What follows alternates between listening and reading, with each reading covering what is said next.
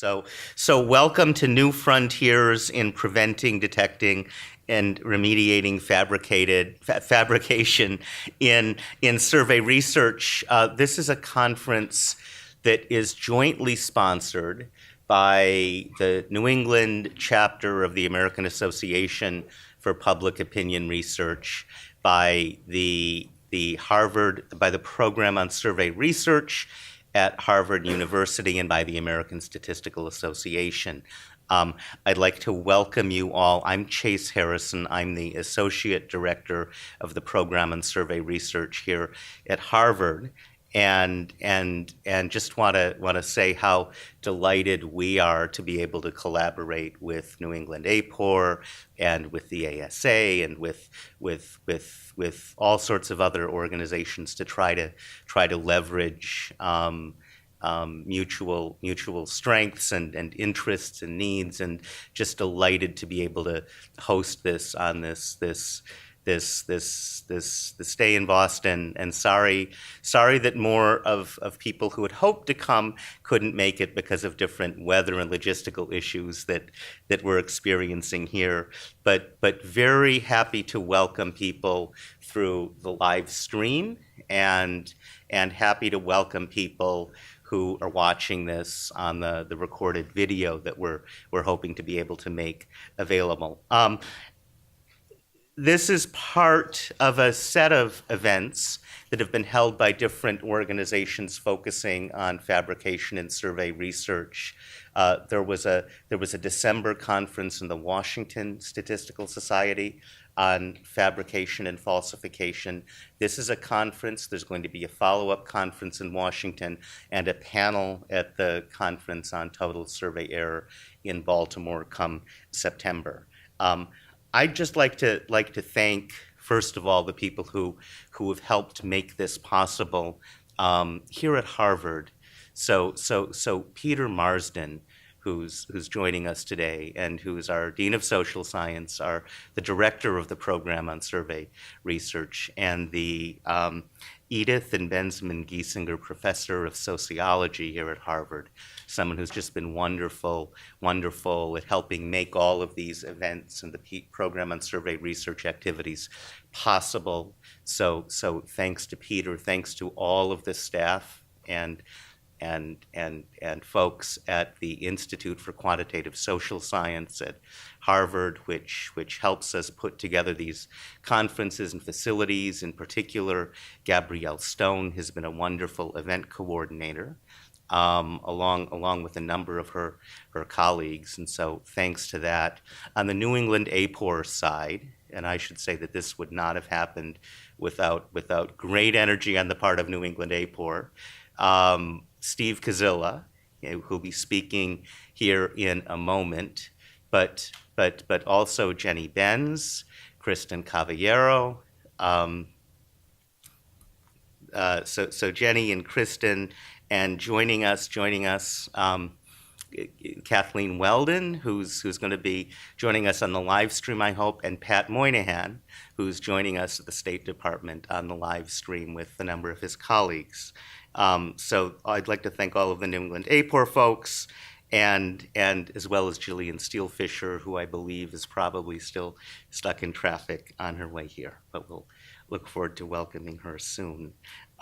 So Fritz, Scheuren, thank you for supporting all of this through the ASA.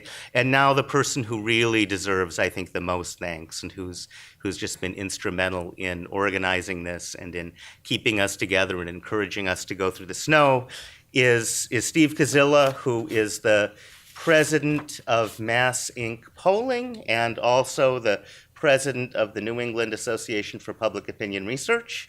And so, Steve, if you'd like to give a little more introduction to the event, thanks very much. Thank you, Chase, and thank you all for coming this morning, for the hardy souls who pounded through the snow to be here, including some who have come from great distances. Thank you, and I assure you we'll make it worth your while. So my name's Steve Kazella, president of the New England chapter of APOR and also the Mass Inc. Polling Group.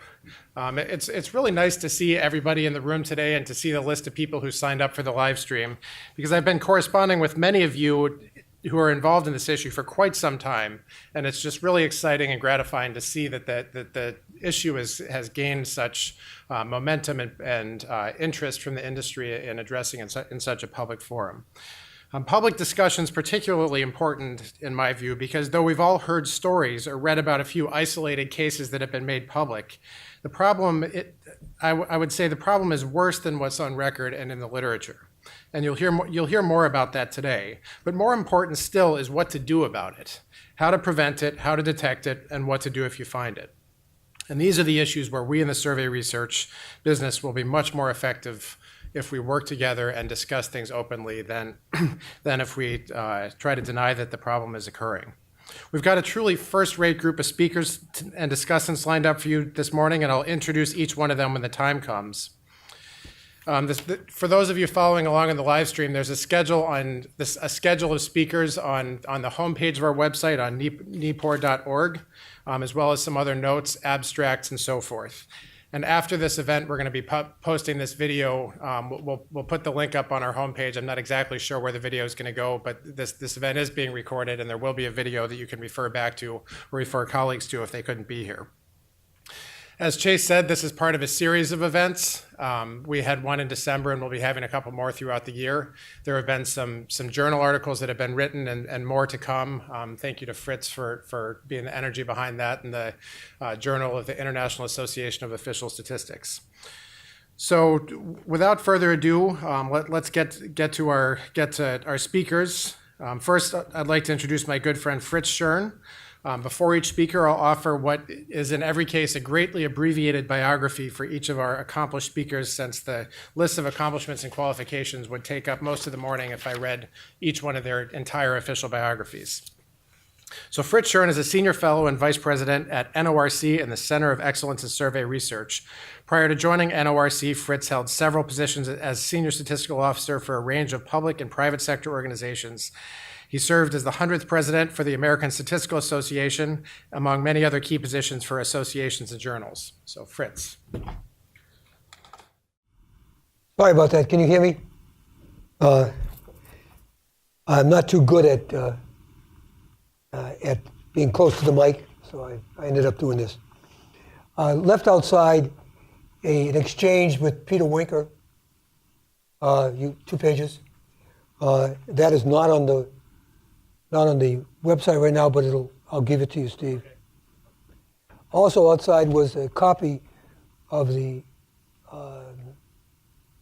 September issue of the journal with Peter's paper in it. And we used Peter's talk in December 2nd to begin the discussion of this issue locally.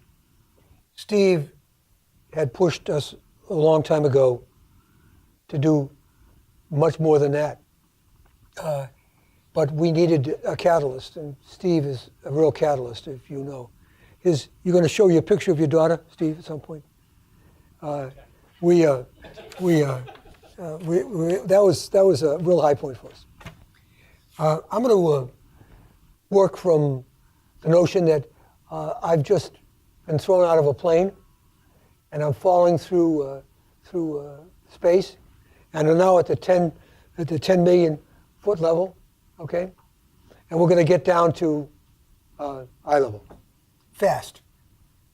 That's what you do when you. And eventually I'll put out the parachute. I'm going to talk about surveys because I'm a statistician, and the sampling error. And one of the problems with surveys is that most of the errors in surveys can't be measured on a regular basis in that particular survey. Special studies, maybe. But one of the things that's as affordably measured is sampling error. And not always even then. And the root mean square error, which is all those different errors, and take a square root of them, can be close to the sampling error if those other errors are not too big. And that idea comes out of Hanson, Norwitz, and Maddow. And Cochran, who used to teach here, picked it up in his sampling techniques book. And it's the bridge, or it's a selling point for for why we use sampling error and why we can believe or trust surveys. I don't think that surveys are as trustworthy as we thought then. After all, those people were selling something. And I think they have become less trustworthy because of fabrication now. But if we can keep it small enough, making it zero is not going to be possible. And it turns out, if you read the Peter Winker paper, which is based on simulations and not real data, you'll see that even a small error has a huge impact. And so we have to learn how to follow the advice that Tukey talks about, which I'll bring up in a minute. But one of the things we have to do right now in order to avoid the aliasing problem, okay, is to keep the non-sampling sources, no one of them very large. Fabrication can be large. And it's especially dangerous because of the problem of credibility. And because of the anecdotal attacks that can be made on the survey by finding just one case. Right? There was a president who loved to talk about that person who was on welfare. Some of you who are younger than I am, or even older, will know that. So we need to spend a time dealing with the measuring of errors too, and not just focusing on causes. That's a problem that we haven't done enough on. And if you in the quality world, and I am in that world among others, the need to do root cause analysis is crucial. We're not doing that in the survey. Well, we don't talk about that. Interestingly enough, even though the same people will do quality, they won't, and as they do surveys, they don't talk about that tool. Not a trivial tool. We're moving. Am I moving the right speed? Am I going to crash? I'm going to put my parachute out in a few minutes, but not yet. We have to allocate a lot of resources to fabrication. We haven't been doing enough. Not nearly enough. Not nearly enough. We divide our resources up conventionally into prevention, detection, and repair in the quality world. And I'll place this in that context in a moment. But we don't talk about, and we should do this because we're statisticians, the need to do some hypothesis testing, some early, before we do confirmative, we need to do observational testing or examination to get the hypotheses right, to think about what we should be looking for. And this usual thing is prevention is what you spend your resources on, and detection is what convinces you should, and repair is what you have to do in order to satisfy the client who's paying you. And that's the order I would put them in. But prevention is very difficult, especially when the other side is not a person. The other side is a person, and not something that is inanimate, because though that person is changing too. The prey-predator problem is operating with fabrication, and the prey have got way ahead of us here, way ahead of us. So we need to look at the fabricator, not just the fabrication. Because the fabricators are a class of people, and they have characteristics. And when we're hiring people to be interviewers, or to be supervisors, or to run a survey organization, we need to think about their characteristics, because we really don't want those people in the business, because they're usually very, very smart, okay, and they'll beat us every time because we're very, very slow, especially in government. Sorry, did I say that? Yeah, especially in government. Some of the talks you're going to hear today after I speak are things that the Census Bureau is just now doing, because they got caught by the General Accounting Office doing fabrication, and the General Accounting Office found only that one person or one interviewer, and because of the height that they were speaking from, Census got some religion. But they're always looking out for weaknesses, these fabricators, and we need to worry about that. And the cyber analogy, which we're all living in now, okay, where we're being beaten all the time, every day there's somebody else is being beaten. Maybe it's us and we don't know it yet. But what do we do? Well, we build in internal controls. And we try to do that even if we don't have modern technology. Now, if you're dealing with, in a world like the United States, nearly everything, not everything, but nearly everything can be put within a modern technology setting. But when you're working overseas, and I have, it's still pappy world, paper and pencil world, and very weak controls. You'll hear talk about that. But we need to get around in our thinking that it's the interviewer problem only. It is not the interviewer. It's a systems problem. Deming talked about systems thinking. If you're in the quality world, you'll know what I'm talking about. If you're not, read Deming's book, Out of the Crisis, MIT Press, 1986. It's Cambridge, I can say that. Even though people at Harvard and people at MIT don't like each other that much. My wife went to MIT, so I get a dose of that. You're going to the enemy? But we should take some blame ourselves. I certainly have earned it, and you may have too if you're doing surveys. Do something yourself. Just don't let someone else force you, or you'll get out of the business. But remember that surveys are very noisy. There's lots and lots of errors, and we need to learn how to deal with the data in a roughly right, that's the Tukey quote, in a roughly right way. We all listen to Tukey talk about being roughly right. How many people went off and changed the way they did things so that their methods were robust against a very, very rough data world? A data world which, in fact, is getting a lot rougher, especially with non-response rates falling slowly and quickly, and people fabricating data. And I'm just doing a reinvention of the CPS. We do it after every census. And I'm looking at the differences in the estimates of income and poverty, because I work on poverty estimates, based on changes in surveys, in the survey questions. And those variations are enormous, enormous.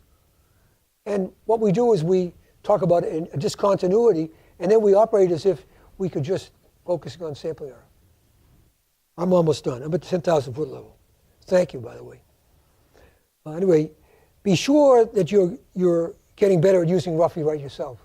We all heard Tukey, but even I haven't learned all the ways to do that, and nor have maybe even all of you. The hot deck is a non-response adjustment made in surveys, invented originally at the Census Bureau, probably even in the 40s, but the theory came in the 50s. And it makes a huge difference and really messes up for certain kinds of things the survey a lot. But it's useful in that it's available to us because it's a form of fabrication. But we control the fabrication, not the other guy. So we're not that unhappy about it. So use that as the tool for yourselves. I mean, Peter Wicker did a simulation. We have simulations available all the time in our imputed data.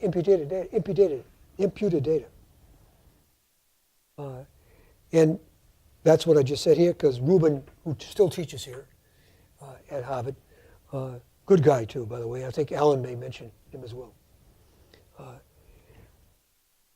But remember that the effective sample size is in danger here. We think we got a confidence interval of this length. It's really this length.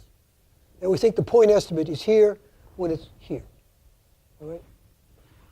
That's really important. And that's part of roughly right. But getting that confidence interval wide enough, and then getting your interpretation and analysis of the data so that you don't fool the client or yourself. But one of the things, this is controversial. I've been saying it. I've been posted on APORnet on this and on SMSnet. An independent audit, like exists in the financial world. Independent. So far we're talking about things that we do ourselves. But we need to first achieve self-control.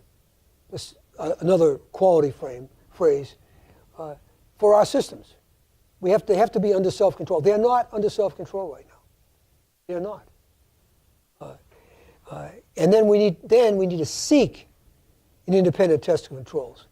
I'm sure GAO Census didn't come to GAO and say, we want you to test and see how we're doing. It didn't happen that way. Somebody complained.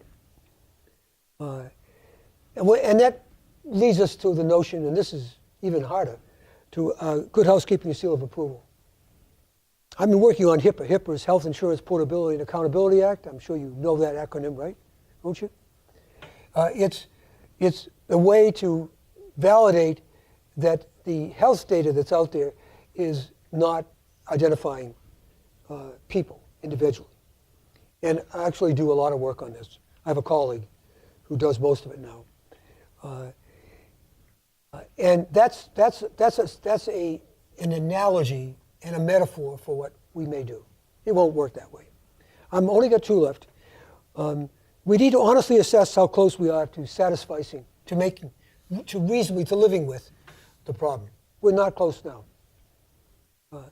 And then after we do that, we should doubt how good we are. Because we probably aren't. We're still fooling ourselves. We're used to fooling ourselves. We've been doing it forever. It's a bad habit. We've got to break it. Right now, there's lots of low-hanging fruit that the fabricators can get fat on. And they'll do that indefinitely and eat our lunch. And they may eventually destroy, because of the loss of credibility, the survey process itself, which I don't think I want to do. High level, I'm done. I hope my remarks were at least controversial and maybe some ways deep in what you're thinking. But they were too simple, they were too hard to implement, and they were too pie in the sky. That's where I started, remember, in the sky? And if you start high enough up, when the pie hits your face, it can hurt. Thank you.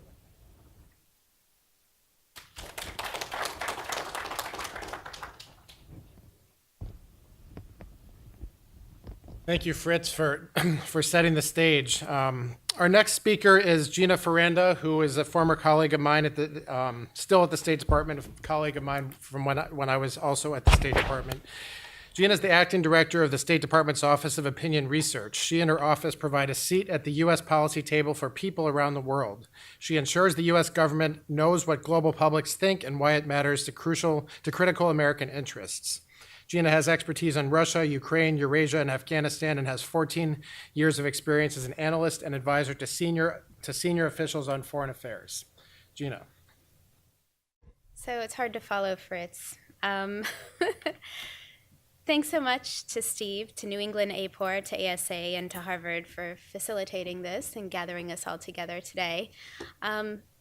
I think I can safely say that I'm the only one in the room and probably out there listening who's done focus groups in Siberia. It's like Siberia out there, so congratulations to all of you who have come. I actually like snow, so I'm happy. Thank you, Boston. I know we have a panel today, an audience out there of like-minded researchers when it comes to the issue of falsification in surveys.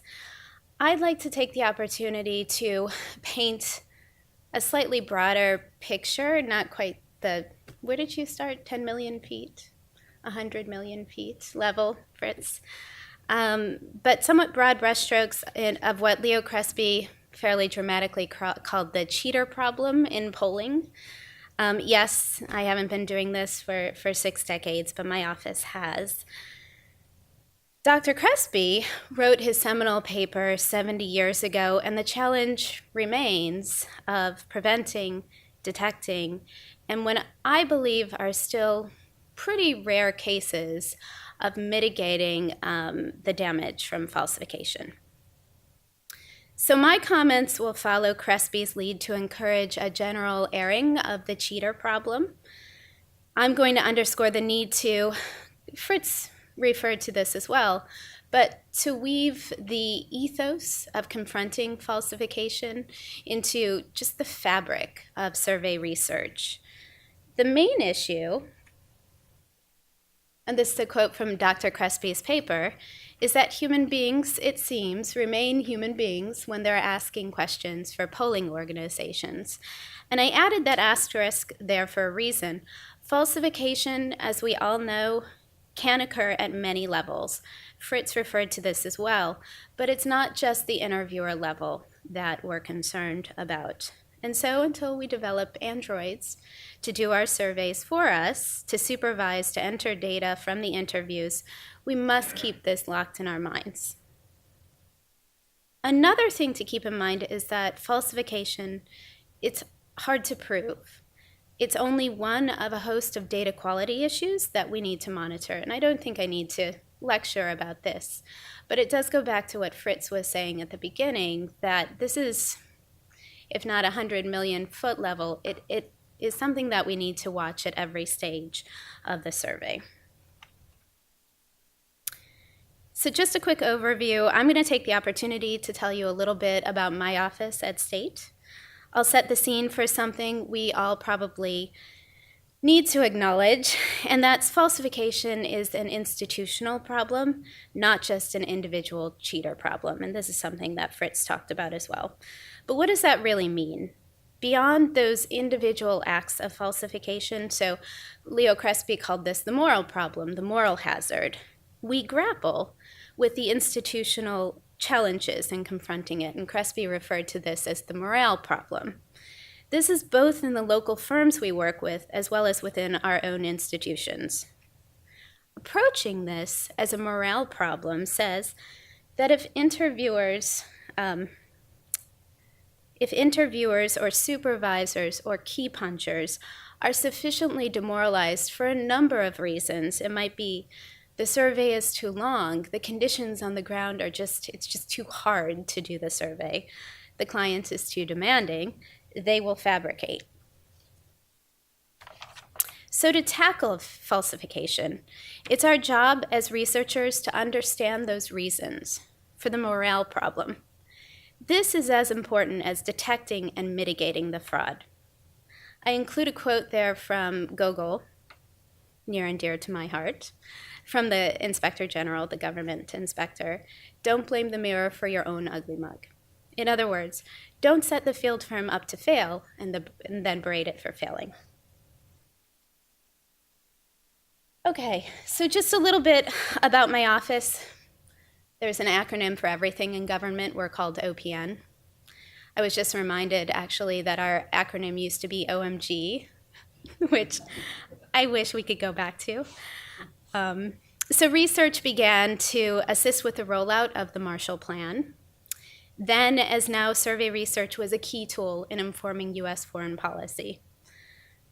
In the early 1950s, the key research questions then were understanding the sources of division and opportunities for unity in Europe.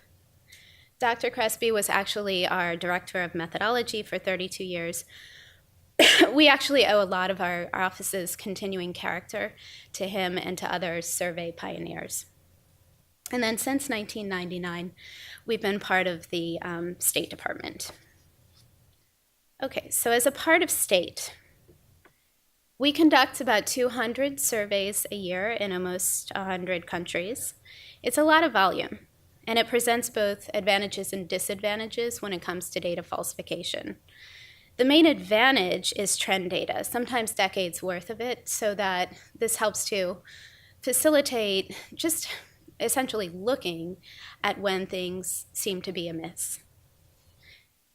The main disadvantage is that that volume of work that we have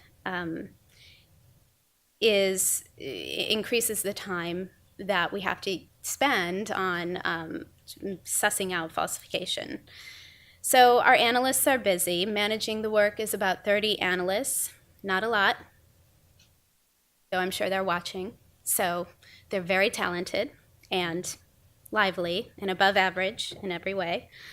But getting to the bottom of quality control issues is time consuming for them, and they have a lot on their plate. The stakes are big, though. Our audience is the Secretary of State, the White House, other parts of the government. It has to be right. It must be impartial. And therein lies the rub. And Fritz said this as well. Since the stakes are high, there's an instinct to just shy away from anything that will tarnish all of our analysis in the eyes of a sometimes skeptical audience when it comes to public opinion to begin with. So, openly dealing with instances of potential falsification can be tricky because of that, because of those one bad apple scenarios. My philosophy is that dealing with it openly makes our work better, period, full stop. It reinforces, if only to ourselves, that we take all aspects of the survey process seriously. So let me just get down to a quick note about the types of research that we do. We work with local firms, oftentimes multiple firms in a particular country, to conduct the field work. The majority of the work is face-to-face, it's probability samples. OPN staff members are in charge of all aspects of the survey, and this is pretty critical because maximizing the conditions to minimize the reasons for falsification have to happen at every stage. In other words, data quality starts at home. This is especially important given the sometimes very difficult environments in which we work. So what do I mean by difficult? In a country like Afghanistan, there are many temptations to falsify. The average sampling point is often miles away from the nearest road. Interviewers have to walk to get to the points. Respondents might not have a cell phone of their own, so the checks, the re-interviews, involve another person walking out to those sampling points. Taking photos of households and computer tablets draw immediate attention. So I know that would be ideal to implement those checks, but that becomes really complicated. Or in the case of Haiti, 2010 earthquake destroyed much of Port-au-Prince. The sampling points that we used were these impromptu camps. OPN used satellite imagery to chunk out the camps and institute a step pattern, and then also equipped the interviewers with GPS keychains so that they could institute the step pattern. One purpose of that was, of course, to actually institute the step pattern, but another purpose was to inspire the interviewers to keep true to the step pattern that this was going to be recorded. Rechecks were still complicated by the spotty cell access and movement of residents in the camps. So it's tough. In those cases, we have quality control procedures, but the morale hazard, the morale problem is still there. It's difficult environments, but I don't think this is only happening, of course, in difficult environments. We still need to understand the reasons for the falsification, and detection and mitigation, since these things happen, are necessary. So I'd like to walk through just one quick case study in which we found suspicious patterns to illustrate this point. So in this one country, we worked with two firms over 2 years. Actually, it's two firms over a number of years, but we focused our attention on these particular 2 years when we were looking at the data. Things looked odd in the data from round to round, from firm to firm. We had to figure out what was going on here. This was one of the many difficult environments in which we work. The surveys have to be face-to-face. It's not really practical to do it by phone. These are probability samples. It's also impractical for more than one interviewer, or maybe two at most, to travel together. So that introduces a complication, and there are stresses that could make interviewer error more likely. But we found these wildly different results from round to round, and even just this cursory glance showed inconsistencies in some of the data. Our analysts spent a good amount of time pulling these inconsistencies out. We decided the best thing to do was to work with a third party to get to the bottom of the issue. The techniques they used included comparative analysis and internal analysis, things like straights, inconsistencies, rare combinations. Specifically, our third party used an algorithm to check the degree of duplication of strings of respondents among 5,500 respondents. They created an empirical distribution of these strings and discovered that the likelihood of any two respondents getting a string of 69 or more identical responses between them was extremely low, but there they were in the data. These duplicates were heavily concentrated among a handful of supervisors. This table shows that our top supervisor had 232 respondents who were exact duplicates on 69 or more variables covering a wide variety of topics.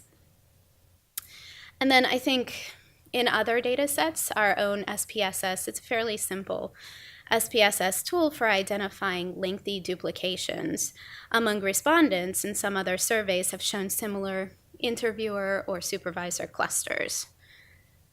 This is something that one of our methodologists in the office, David B. Nolly, one of my favorite people, calls potentially very bad news. He usually follows that with Regina. When he uses my full name, I know we're in trouble. So we obviously need to minimize this sort of very bad news by looking at the whole process identified in this diagram. So this is the fishbone. I think, Fritz, you have presented this before, maybe at WSS, and this is Fritz's, would you call this your brainchild, or your, you developed this. No, I don't think so. I'm not going to go into the entire thing. I'm not going to go into each and every one of the fins here of the fishbone. But I do note that the fishbone covers 8 overlapping areas for consideration of different points in each and every survey process. So on each fin, there's at least one possibility to consider as a way to minimize or to detect fabrication. These are not exhaustive. This is a starting point, and I think a rather useful heuristic. For example, on the sampling approaches fin, the use of interpenetrating samples is one way to see whether there are differences between 2 random half samples. We actually used that when we did when we studied Afghan refugee camps in Pakistan in 2002. We assigned interviewer teams in a way which allowed a split into 2 random half samples of camps. We found rather massive clustering, didn't we? Fritz, you helped us out with that as well. So it was useful. It's just another one of those useful lessons learned. And to go back to your comments, and I think to Steve's comments before, we just have to keep looking. We have to keep questioning whether or not we're doing things in a way that we think we're doing and that actually represent public opinion. So each of the other fins offer additional options that can be applied in every survey that each of us does. It's a useful heuristic. So I'd like to conclude with just a few minutes about a specific way our office has dealt systematically with the issues of data quality more generally, but falsification specifically. I call this data quality is everyone's responsibility. And data quality begins at home.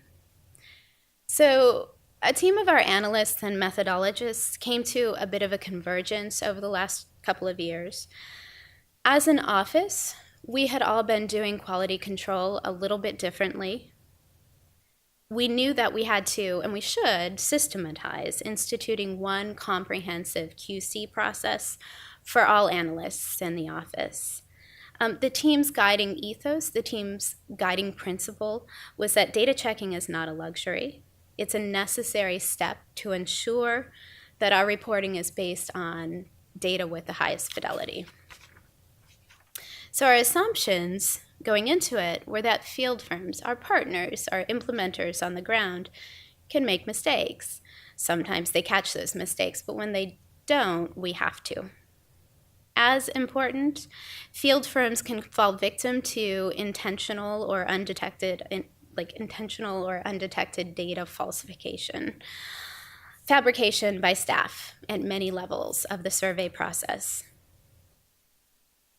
So this next slide simply illustrates the multi-part process we use to create a single standardized list.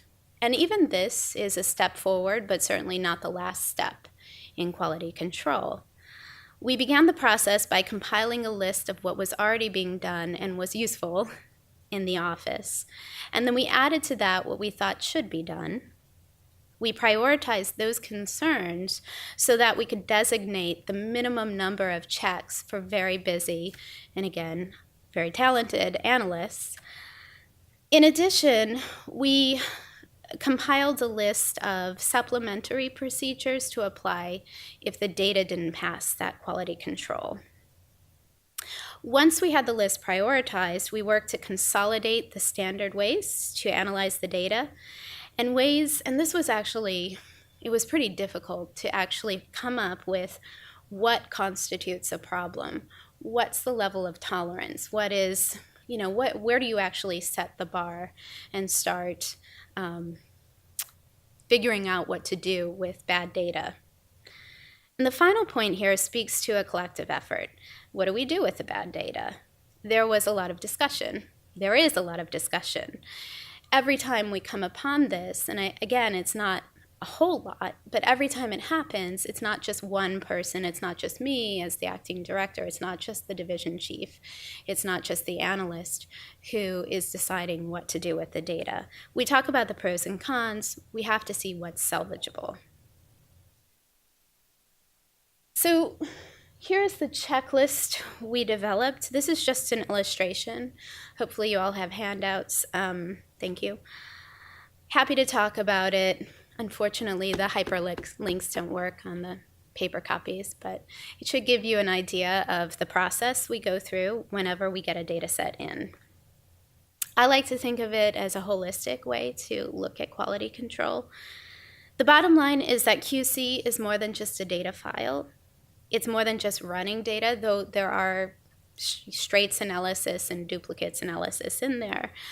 Rather, we need to think about the entire process of data collection and apply intelligent analysis to the QC checks, and that includes our deep understanding of whatever population we're studying, conditions on the ground, and so on. Okay, so just one quick note about institutionalizing deterrence. In addition to the metadata needed for quality control, our analysts have the option of requiring 2 additional SPSS files. And I'd actually like to find out if other people are doing this as well. One file would contain all incomplete cases, so breakoffs, refusals, and that sort of thing. Another file would contain the cases rejected because they didn't meet the field firm's own quality control standards.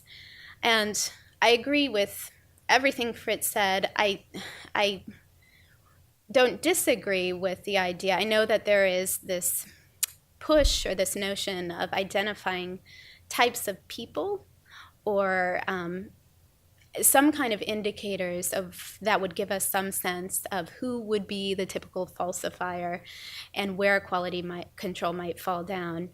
There might be clues to that in this sort of data. I don't know. I don't think it's been done in a rigorous way at all. And so that would be interesting. Okay, so just to wrap up with another Crespi quote. The fidelity of musical recordings was greatly increased by unremitting attention to the point of contact between the record and the amplifier, the pickup, which I think is ancient technology, but we all understand it. May it not be true that the fidelity of opinion recording can be similarly augmented by close attention to the point of contact, the interviewer, and I would say the supervisor and the key puncher and we ourselves. High fidelity in recording the voice of the people is worth not a little to achieve. Thank you.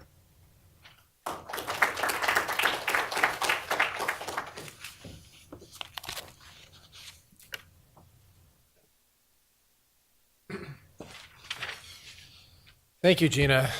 So what was remarkable about that, I think, just for the 30 seconds that Gina left me by finishing 30 seconds early, I would say is that if you look at the literature on fabrication right now, it is almost all, if not all, about curbstoning, which is interviewer level falsification. So I find it just interesting and significant to consider the idea that there's a requirement to look more holistically at the entire staff of the field firm rather than just at the interviewer level. So next up we have Rita Thissen of RTI International, whose talk is entitled Systems and Processes for Assuring Data Quality. Rita's been with RTI since 1995 and currently manages a department of application developers in the Center for Technology Solutions of RTI's Research Computing Division. She has extensive experience with data validation, data systems, data management, and data quality control for social sciences, including survey data collection through multiple modes. She works closely with the U.S. Census Bureau to establish a multi-survey carry you'll have to remind us all what that stands for when you get up here. Review system for detecting falsifications and improving survey data quality. Rita. All right. Can you hear me all right? I don't know if online people can hear me okay. Okay, good. Eventually? All right. Hello to everyone in the room, and thank you for listening to me. Hello to everyone online, wherever you may be, and thank you as well. I hope to present you with a somewhat different view in my presentation than what you've heard of before, because I come at it from a different starting point. My background is in systems technology, systems analysis, and so instead of being a survey methodologist or a data analyst, I look at it from the point of view of systems, which Fritz brought up and Gina also mentioned.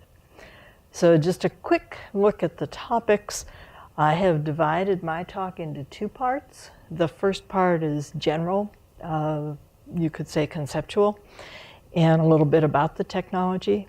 And then the second part, I want to give some actual examples and experience that we have obtained at RTI International. So concerns about falsification have been around for a very long time. And at times they can be amusing, even though it's a very serious problem. Some of us know the story of Pinocchio, whose nose grew longer every time he told a lie. And that story actually originated in the 1880s in Italy. It was later picked up by Walt Disney, to whom I owe the graphic here. But it's not funny. We take it very seriously, and we have to. And there are a number of times, a number of points, as Gina mentioned, in the survey data collection system or the survey data collection process at which falsification comes into play. And ideally, we would like to deter this, but if we can't deter it, we would like to detect it. So during data collection, which is both the interviewers and the supervisors and anyone else who is touching the data in any form during data collection, deterrence is very important. After that, for the most part, we get into detection because we're kind of making the assumption that our analysts and our system programmers and so forth are not contributing to the falsification. But I guess we could, reevaluate that too at some point. But in any case, deterrence during data collection falls into two categories. There are the psychological factors. Many people will focus on train the interviewers well, and make sure that they take pride in their work, that they themselves will resist falsifying. And then there's a second form of deterrence in which technology can play a role, which is making it difficult. So if it's really easy to falsify, people will do it. If it's really hard to falsify, some people will still do it, but perhaps not so many people. During data collection and after data collection, you can look for ways to detect what's going on. If you can catch it early and stop it, that's much better than if you have to catch it late and then try some sort of remediation. Again, some of the approaches of detection are technological and some are not. So observation by real people, and this includes authority figures like the supervisors and the survey managers and so forth.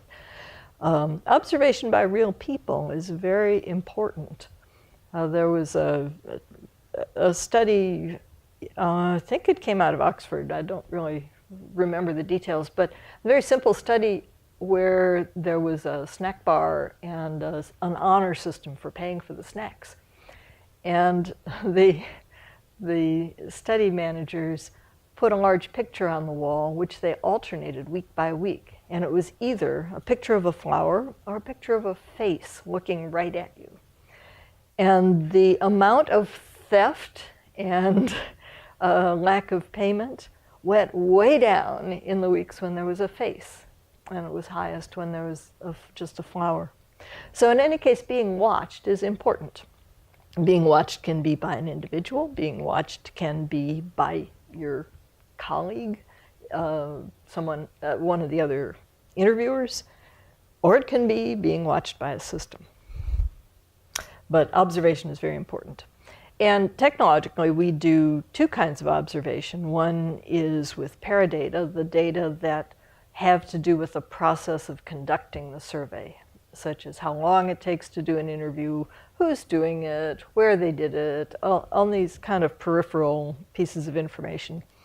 And then watching also the response data, the actual survey respondents' information.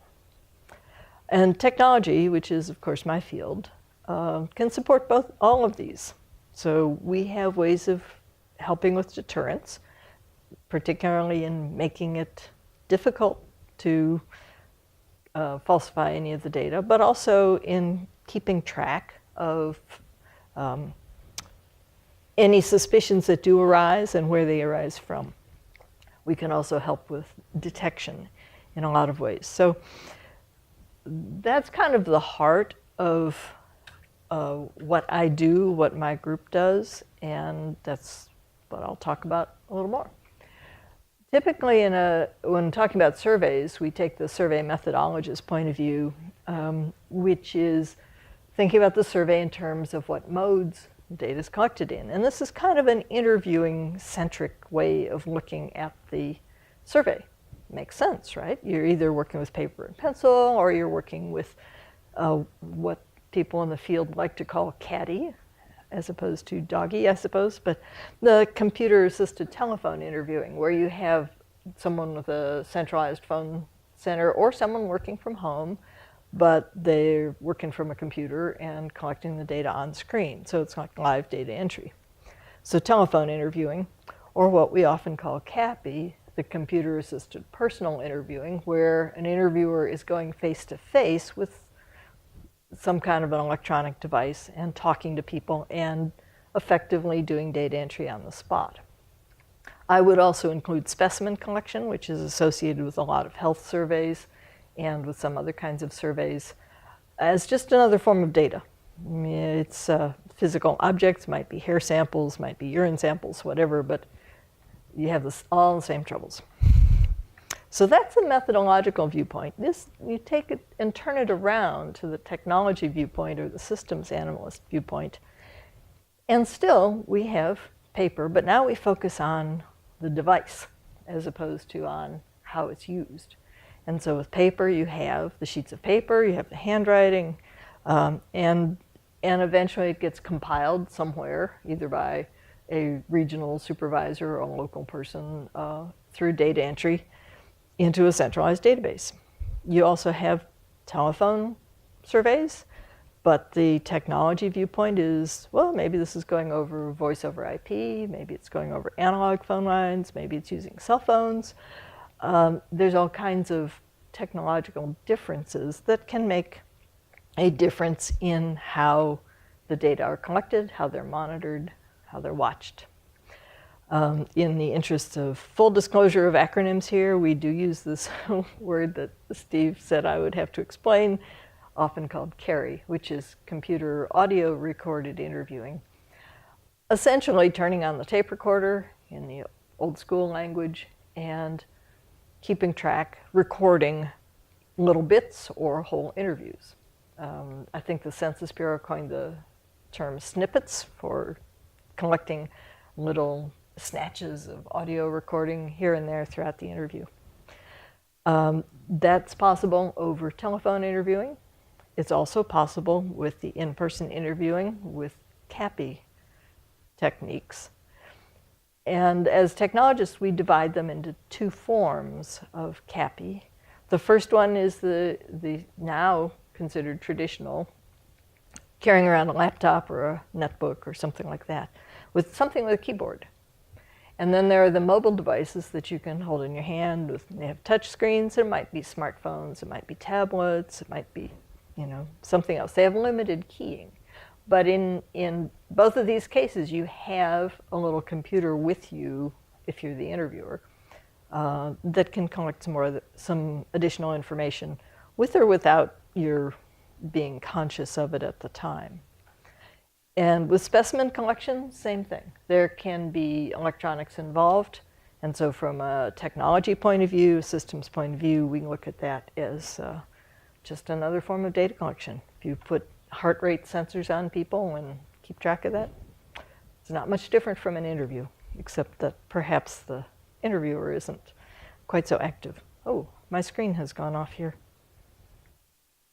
I'm not sure quite what to do there. I have been using the keyboard. All right, thank you. It's difficult to know what to say when you can't see the slides yourself. So from a technology point of view, it's very important to pick up the right tool to do the job. And there's always a choice. And the choice of what tools you're going to use, whether the tool be paper or whether it be some sort of smartphone, the choice depends on a lot of different things. If you're talking about a survey in the US and in Canada and not in the remote regions and not up in, the wilds of Alaska or someplace, you probably have electrical power, you probably have access to some sort of internet connection. That's not true everywhere. So the survey designer has to take into account the extent of electricity, the extent of telephone coverage, and so forth. It also depends on budget. It's much easier to keep track of things and to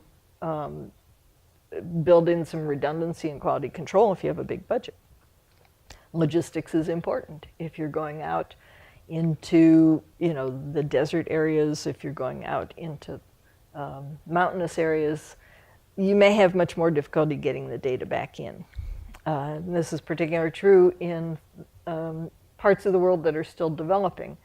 So RTI does a lot of surveys around the world, and often in Africa or parts of Asia, or Gina mentioned Siberia. There are some pretty extreme conditions. So you have to choose your tools.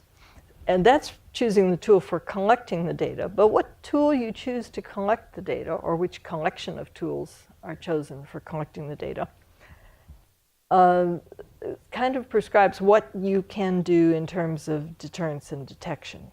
Because if you have electronics involved, you have a lot more options for what you can do. So some of the options would be audio recording. You can do that in almost any kind of a survey where there's any electronics involved. You can do location recording, also called geotagging, if you have any sort of a mobile device with GPS sensors in it. Under some circumstances, it may not work so well, but on others, it may be very useful. You can capture images Images can come in two forms. You can capture screenshots of the computer if you have a computer or the smartphone or whatever, and that can be useful. You can capture external images, either of the surroundings. If it's a place like Gina's example of Haiti, you might take a picture of the dwelling because it's kind of difficult to figure out which house you were talking in these haphazard arrangements that happen after disasters. Under some circumstances, with permission, you might be able to capture photos of the respondents. This has been used in a survey in Indonesia for a longitudinal survey where they wanted to be sure they got the right people for the next round, but the people were mobile, so they carried photos to identify them and find them again. So there's a lot of different things that you can do if you know already what your tools will be. Then you can decide on what your choice of detection and deterrence will be. Audio recording is one of the main tools that we use at RTI. It is something that we pioneered in the sense of building it into surveys in electronic questionnaires in 1999, 2000. We rolled it out at the same time we were rolling out surveys on laptops. And there was a long history of audio recording with tape recorders before that, but setting up a tape recorder kind of puts everybody on edge. We have a journalist in the audience who I'm sure knows that if you stick a microphone at something device in front of a person, it makes them nervous and they don't answer the same, and that can influence their answers. So you don't want to do that with a survey. But if you've got a computer or any kind of electronic device that can do recording, you can kind of do this below the radar. You tell them, we're going to record you. They say, okay. And then they forget about it. So in any case, audio recording is very useful. It can then be reviewed later for a lot of, to determine that the interview was actually valid, that it took place, that it had the right questions, and so forth.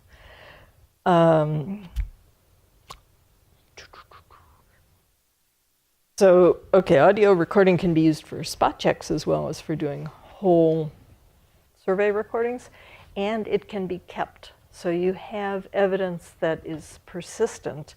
If you later become conscious of an interviewer that is possibly or probably or certainly falsifying, you can go back and review all their older interviews and say, okay, when did this start? You know, we found one, but they've been working for us for 10 years. If you have that audio record, it can be very helpful. Okay, the audio recording is almost commonplace at this point. Some organizations still don't use it, but most of the major survey research firms do.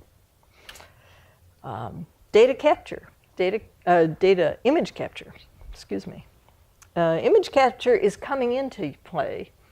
You can, at the Census Bureau, they're doing image capture of the screen. So as the interviewer is conducting the survey, they're taking screenshots now and then and keeping that. And it shows, it can be used, matched up then with the data to show that the interviewer was actually, matched up with the audio recording, excuse me, show that the interviewer is actually typing in what the respondent said, and also to show that the interviewer was actually saying what was on screen that they were supposed to say.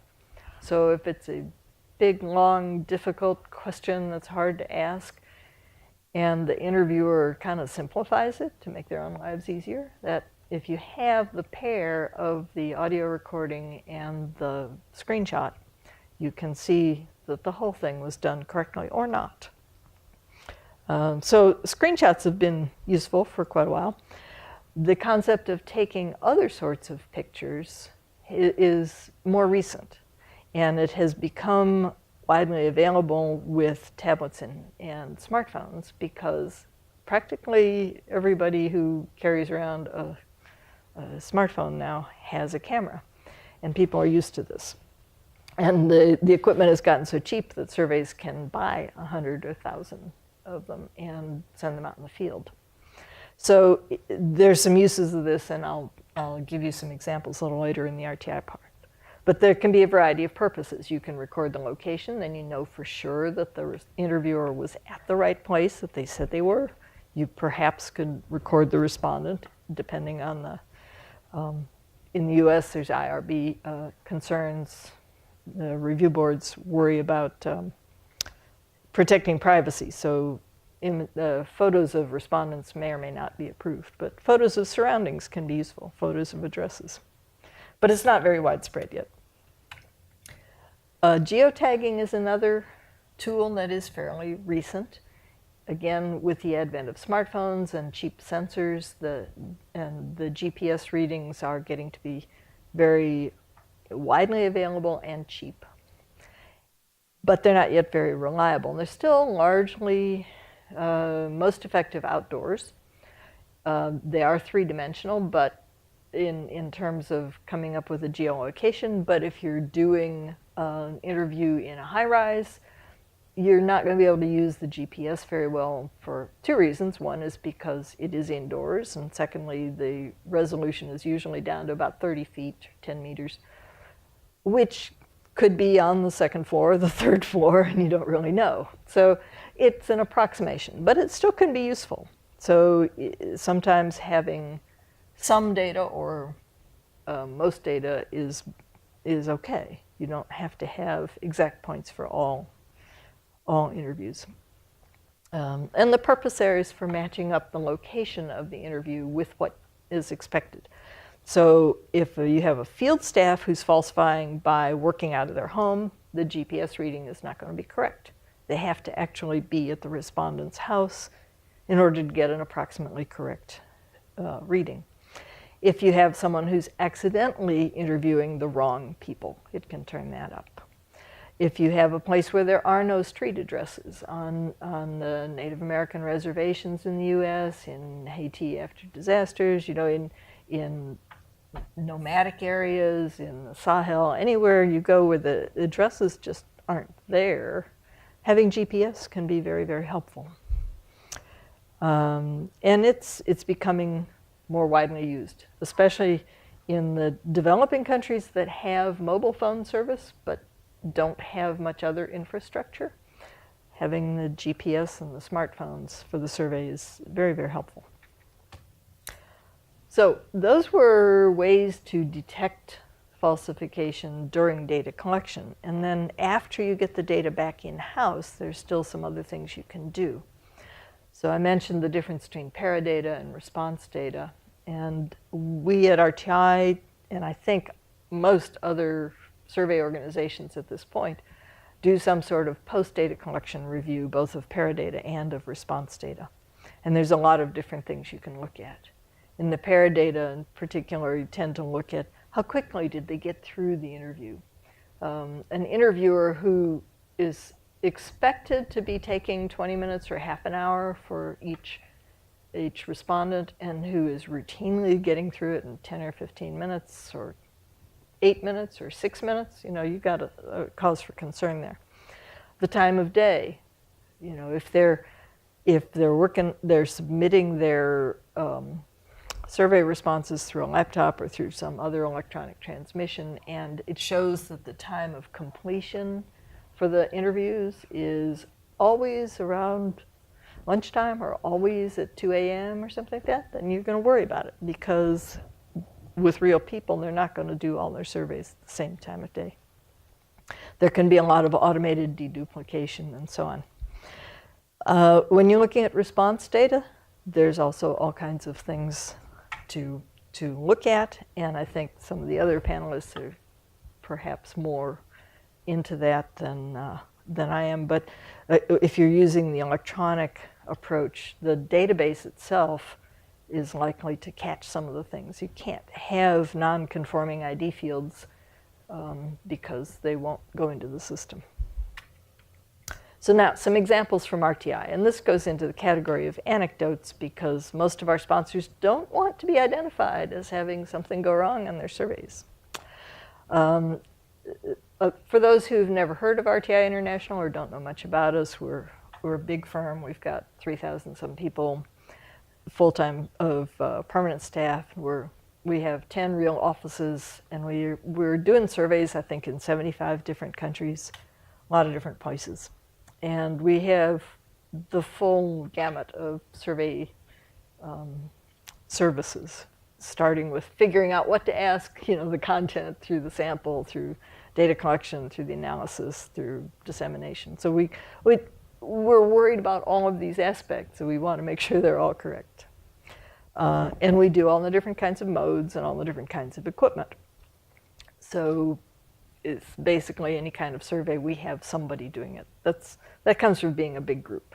And it's not uncommon that there's a number of other large survey organizations in the US and elsewhere who have kind of the same profile for collecting data.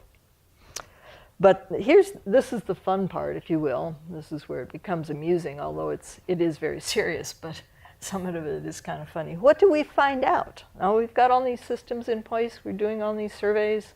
What do we hear? Well, what I'm going to tell you is about the ones we've caught. And I'm not going to give you percentages of people because two things. One is we don't really know, and the other is that's the kind of thing sponsors absolutely don't want coming out. But on the audio recording, if you only hear the keyboard, you've probably got a problem. It's either a technical problem or it's a falsifying problem. What you hear in the audio recording is very important. We have, and people do forget that they're sort of on the record. We caught an interviewer trying to sell cosmetics, taking a break in the middle of a long interview. That was not good. It wasn't exactly false, but kind of biased the responses. We actually caught an interviewer telling a respondent, if they call you back and ask how the interview was, please don't tell them this, but I'm going to do it this way. It's like, okay, sorry, you're out of here. If all the respondents are refusing the audio recording, we worry about that. For image capture, it's public knowledge what you can see from the street. So if they take a picture from the street of the address, then there's no privacy concerns, at least in the US, and it can prove that they were there. There was a survey on fishing. Well, they had to take a picture of the fish. That's pretty hard to falsify. Geotagging, we're getting into this. We don't have real good solid results from too many surveys, but we're starting to collect the information, and we do it with for geofencing, which means how close are you to where you're supposed to be, and also for mapping and looking at things. If you're sending your field staff out to figure out how many houses there are, which is often called listing. If it turns out that they find them only in one location, well, they probably made it up, if the GPS readings are all in one spot. Paradata review, I think I mentioned before, I think I already told you most of these examples. We found a couple of people who were turning in all their interviews at 1 a.m. It's like, no, this is not right. And response data review, sometimes you have to actually get into the data and just look at it. Well, many of the other forms of detection we use as triggers for deeper investigation to go look at the response data. One that we found was actually almost all the data was just alternating zeros and ones. Yes, no, yes, no, yes, no, yes, no. That probably wasn't correct, and in fact it was not. If we're going to call them back, we ask for a phone number. They don't necessarily have to tell us their phone number or a name, but someplace we can reach them. Those should be unique. Sometimes we find multiples. The jilted boyfriend is one of my favorite stories. One of the interviewers left the firm for some reason. Is that correct? No, she didn't. At that point, she was still working. But she dumped her boyfriend, who then called us up and said, you need to take a look at what she's been doing because she cheats on everything. We're like, okay.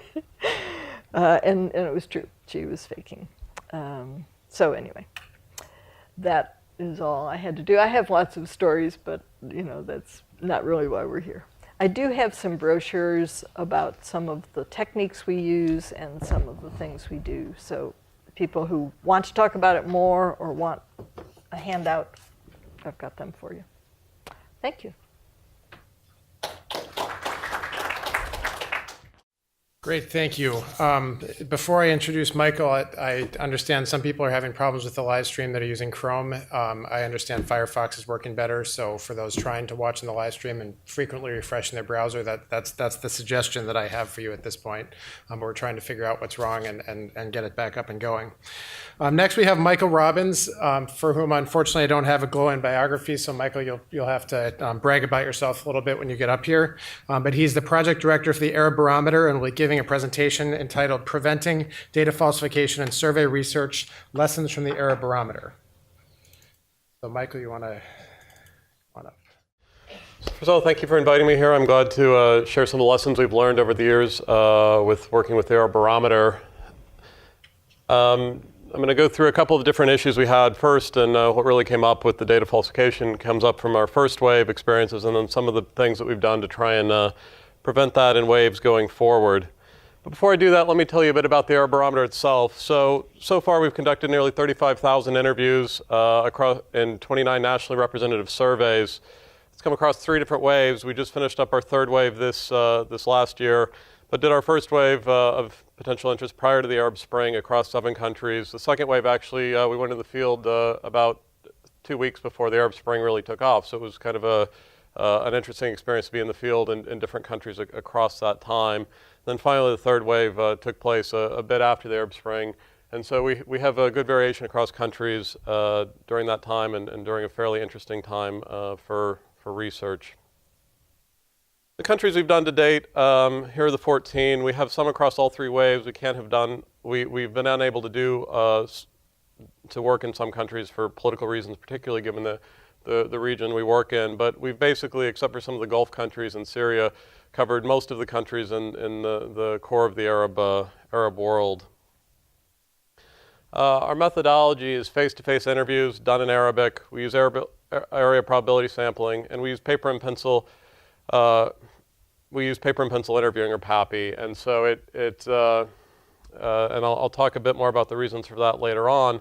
But so our basic setup is that we have interviewers going to houses across the country, and we have fairly limited means of detection of potential falsification, at least in the field. The goals of the Arab Barometer are, first of all, to collect scientifically reliable survey data for academic and policy communities. I mean, that's one of our key pieces, is to collect the data. And so that's partially to increase the knowledge about Arab publics, to track political developments, and for use across a variety of research projects. However, we also seek to build capacity for research in the region. And we're not just there to try and get the data out of the region, but also to try and build up capacity with our partners. And so what we do is we collaborate with local scholars, and we work to design surveys covering important political, social, and regional topics. This is not a survey that's done from the United States. We work very closely with our partners in the region, particularly in Jordan and Palestine and a couple of other key countries, but also we work with all local teams. Local teams add certain questions to their surveys. And so this is clearly a collaborative project, which may differ from a number of other projects that are in place. And our other key goal is to share key research practices. So in a sense, we are partners. We work with the different firms or the different, in most cases, academics across the region, trying to increase the survey practices. But again, it's a collaborative project. So actually, this started a few years ago when Steve emailed us and told us that we had massive falsification in our first wave. So thanks, Steve. But what he basically said is that he was reviewing our data sets and that we had a significant number of full duplicates in 2 countries. And he looked at particularly Yemen and Kuwait. And so sure enough, as we actually checked the data, we did have this problem in the data sets that we'd put out to the public. So just to think about this for a second, though, one of the things that we looked at was that, what is the logic of duplication? Logic of duplication is clearly to falsify data, that the data appear real, that they're based on real interviews, that they're not something that is just entirely made up, that there is a logic to to doing this. However, it's not necessarily something that's likely to affect the entire survey to the same degree.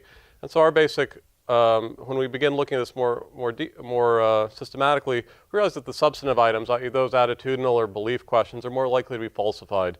That these are really the questions that ask, that particularly as they relate to one another, are more difficult to just make up. That an interviewer could potentially try and do this, but to really get good correlations, to get the correlations to be expected, not too strong, not too weak, that it really is these questions that are more likely to be duplicated. And part of that is that the demographic variables they can also be falsified from taking census data. That if you get a survey that comes back that doesn't match the census parameters or whatever parameters you're using, that this would potentially be a place that you would look to look more closely, and so that the demographic variables, the process of falsification might actually be somewhat different.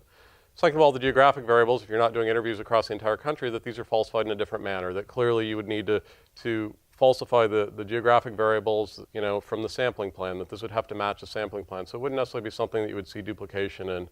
And finally, the paradata can be falsified without any effect on the correlations, that saying an interviewer does interviews, or that there's other pieces, that these can be cleaned, and it really has fairly limited effects on the actual correlations themselves between the variables, and so it's less likely to be duplicated. So what we actually went back and did was looked at the substantive, we eliminated all other variables and just looked at the substantive items for the first wave.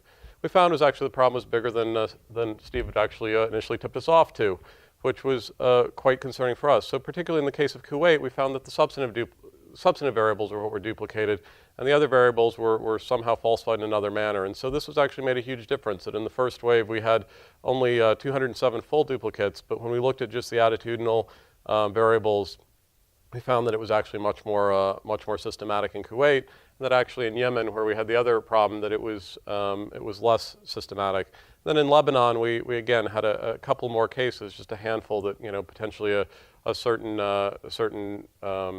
interview being entered twice, maybe a very small level of falsification, but again, still there's differences between these. So as we look at this, it made us think much more about the substantive duplicates as opposed to duplicates across the full survey.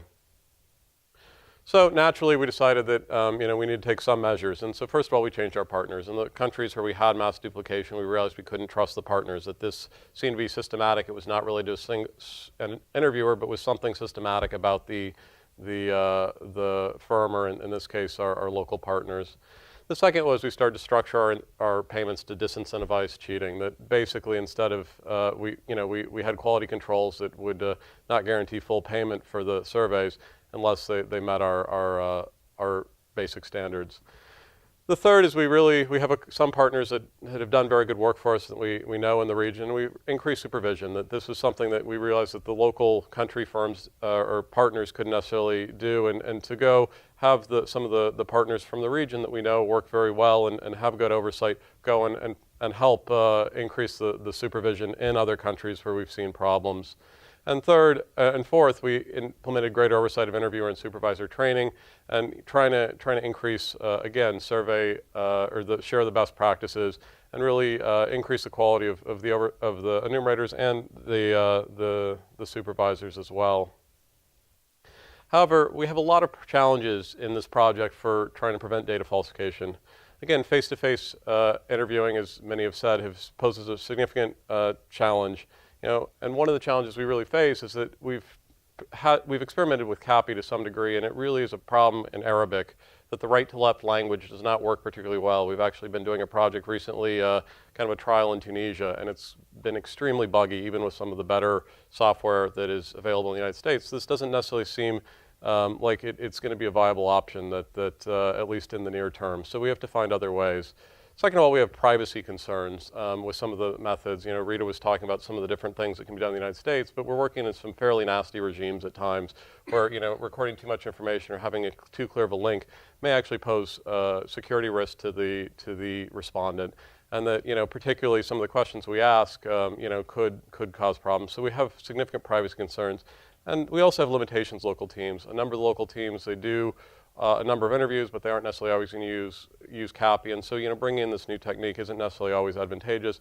And certainly it doesn't help them, continue necessarily with doing surveys on their own as they're trying to do their own research locally separate from our project.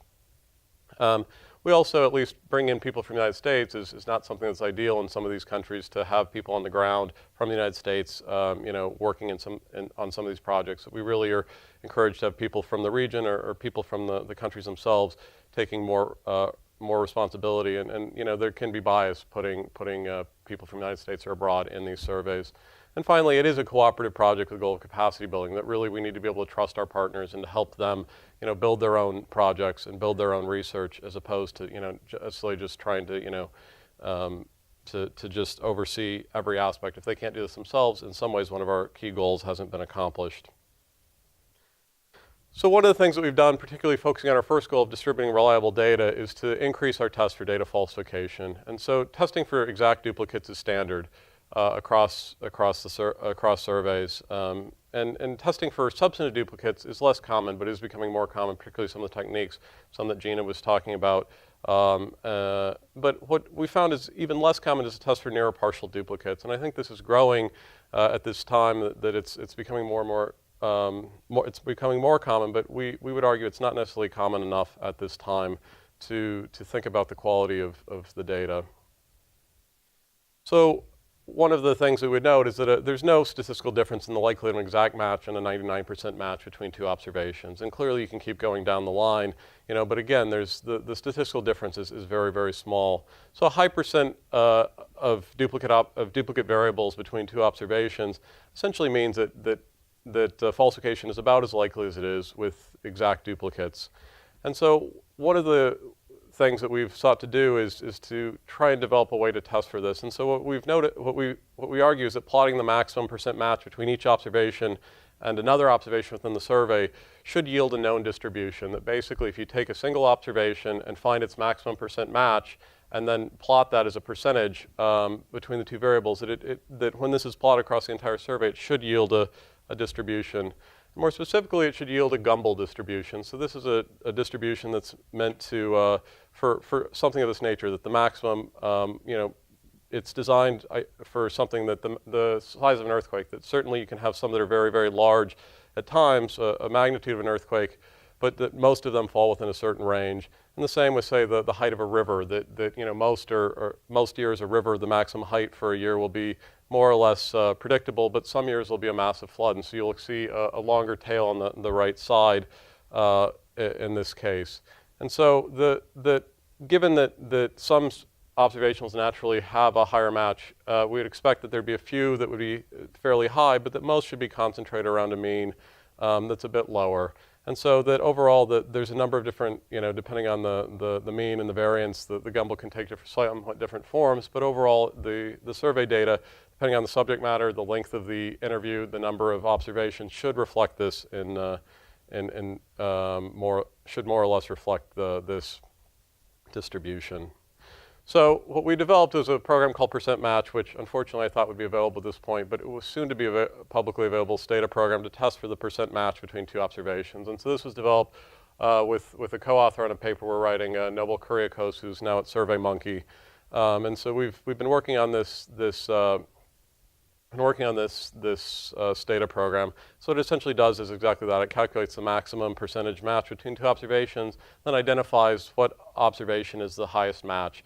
That the two, so you can identify which observation matches. Because again, just because one observation has a high percent match with another doesn't mean the dyad will have the same match. That one observation could match most highly with two observations could match most highly with one observation. So again, you can at this point tell which are the ones that are matching most highly, and look at the dyad more carefully. There are a few potential limitations with this approach. First of all, items that weren't administered to all respondents could significantly bias the results. So if you have skip patterns or you have batteries that are only administered to some, those would have to be removed to make this program work. Second, items with little to no variation would bias the results. It would potentially move the mean up. For instance, we asked a question on in the first wave, do you support the U.S.-led Iraq war? And we basically found that there were almost no one in our survey who did. And so, this is something that would essentially just bias it because it is almost, there's no variation. Third, homogeneous subpopulations could potentially affect the distribution. It would be possible to potentially remove them and run it separately to look at that. But again, that there are some potential biases here and would require more examination. Then fourth, the longer the survey is, the more variables there are, and the larger n would be more likely to yield the expected distribution. So again, it would take some thought with what you have, with the data you have, and whether it was an appropriate test. However, just to look at this in practice and how this program works in practice, here's the World Values Survey, this most recent wave, wave 6 for the United States. And you can see that basically, as we plot the percent match, it yields something that resembles a gumble. You can see that there's a few observations here that are quite high, but overall this is a fairly uniform distribution that has a mean somewhere between 0.6 and 0.7. And so this is the plot we would more or less expect. Potentially you would need to exclude some interviews at a handful of interviews, but overall this is about in line with what we would expect. Here's the World Value Survey for Germany from 2013. Again, it approaches the distribution we expect. The mean is between 0.6 and 0.7. And there's a bit of a tail on the right side, but again, approaching a gumble. So to look at some of the data from the error barometer for the most recent wave, here's the data from Palestine. And again, it approaches the gumble with a mean of between 0.6 and 0.7. There's a few observations here with a match of above 0.9. Given that it was a very small number, we didn't look at these particularly closely. However, it would be possible and potentially to look and see if these were duplicates or if these are just ones that have an extreme value for some other reason. But again, given that the percentage is so small, it was something that we didn't think resulted in massive falsification across the survey, certainly. In other cases, even in difficult circumstances, here was our distribution in the case of Libya for the most recent wave done early last year. Again, we get a fairly nice distribution. And so it gave us some confidence. I mean, there are other things that we check for. This is certainly not the only check we use, but it gave us confidence that enumerators or that interviewers were doing, were out in the field administering the survey questionnaire. However, in other cases, it was things went less well. And so here's the case of Kuwait. And so as you can see that there's two peaks, and namely we have these observations here, and so there's some potential other issues. But again, this comes down to how the interviews, the maximum percent matches relate. But clearly, we were tipped off very quickly that the interviews that had a percent match of above 0.8 were likely a problem. So we began to look at these interviews more closely, and we noticed that they tracked very closely with a single interviewer who was number 1310 in this survey. And again, there were some with others, but it seems that he'd taken surveys that were done by others and actually duplicated them. And so for him, all but one of his interviews had a percent match of greater than 80%. And for most of the others, it was fairly low. And again, his correlated, or his matched with some of these others. One of the challenges we noticed as we looked at this more closely is essentially what he'd done is he'd taken interviews that were valid interviews and just randomized every 10th variable. So it wouldn't necessarily turn up as a long string of duplicates. It would, but again, in this program, when it doesn't matter the order, it just matters the distribution across the entire survey, it would pick it up. So again, none of them had a percentage match of greater than 95%. But also many of the expected correlations did not hold across his interviews as a result of the way he'd falsified them by changing them randomly, certain variables. And so our result was to eliminate all of 1310's interviews and as well as all those others that had a percent match above 80%, given that these seemed falsified. However, since it was linked to a single interviewer, we did not, we considered the rest of the interviews to be valid. So we actually had another case that we looked at this program with in the most recent wave, which was the case of Morocco. And so in this case, it doesn't look as bad, that certainly that there's more of less a gumble distribution. However, there were another peak here which intrigued us, and it's not particularly high, but it was still something that we wanted to look at. So it peaks again here on the right-hand side. So what we noticed again was that this was linked by interviewer. that interviewers 20 and 21 had a percent match, that about half their interviews were at least an 80% match, so falling within this range falling within this range where the second peak occurs. And so we looked more closely at them, and what we actually found was that they didn't seem to have falsified all the interviews, but they had a very surprising outcome on a number of variables, and these happen to be religious variables. And so I'm only presenting one here, but these two enumerators had, for this Islamist party, the PJD, had 66% support, whereas the other ones had 10% support. And so the max percent support for interviewer 20 was 77.5% compared to across the country 20.4%. So they conducted interviews in one region. We looked at the literature. There's no reason to think that the support for the Islamist party was higher. The vote totals weren't higher. Nowhere in the literature could we find anything that was suggesting this was a place of strong Islamist support. We noticed that essentially what they'd done is that they'd put not only high Islamist support, but all support for political Islam, all support for religion variables had been put to the max. So it seemed that they had an interest in showing that Morocco was more religious than it was for some reason. So again, it wasn't necessarily massive fraud. Their other variables looked fine, but it did seem that they had a normative bias that they wanted to communicate through the survey. So the result was to eliminate their interviews. We lost a region. And so one of the things that's interesting that this shows is it wasn't necessarily that they weren't out doing the field work, but that they were trying to bias the results in some way. And so this program actually helped us catch that, given that it was a small peak and it wasn't actually that far from the remaining side, but it was something that made us look at their interviews in greater detail. So just to wrap up, one of the things that we found is actually that this protocol is producing significant gains in data quality. The firms are incentivized to improve the oversight of their field workers. The gains can be seen in cases where other means of oversight are limited. And so one of the things I'd show is that we've been working with our partners with programs like this, and this is a more recent incarnation, but focusing on the duplicates, and a comparison of two data sets from Algeria with the same PI. One that we did and another one from another survey. And so in Algeria, it's not necessarily it's not necessarily what we saw in Libya, but it's still a fairly good distribution that looks more or less like a gumball, that has a few higher observations, a few higher percent match. There could be reasons for that limited to Algeria, why it doesn't look exactly like Libya or other countries, but again, a fairly reasonable distribution. And so this was done in 2013. The next year, he did the same, or he led a different team, but it was still the same PI, led the World Value Survey, and this was the results that they had, for on the right-hand side. So they have somewhat of a gumball distribution here, and it seems that they did some real interviews, but then again, a lot were falsified, and I haven't looked at exactly how those were, but it seems certainly that these would require greater scrutiny. And so, not to say that he's done a very nice job for us in Algeria, and it's certainly not a criticism, but it is thinking about the oversight of enumerators and thinking about the oversight of interviewers, supervisors, and really bringing that home. And so this program certainly is one way we've worked to try and increase the incentive to disincentivize cheating. So overall, the program can be used to identify observations that have a greater falsification, and I can talk about this more in Q&A, given that I'm out of time, but we really think that there's three kind of key ways that can help minimize it: that the maximum percent match should approximate a gumball, the mean should be approximately 0.7 or less. The expected correlations would also have to hold between the substantive variables and the demographic variables, that this would be something that would be harder to falsify, given that the processes are often different.